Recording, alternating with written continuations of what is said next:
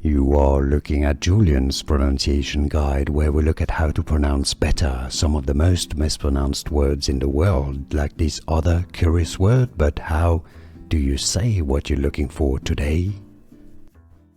Let's learn together how to pronounce this word in English, a basic, very common word in English from anatomy. If you want to learn more anatomy, vocabulary, and pronunciations in English, stay tuned to the channel. We've got tons more coming up for you. The British English pronunciation, the American one is different. British English UK is as ear, a short E sound, E, and then a schwa sound, a. Ear, ear. The R in the UK is generally not pronounced.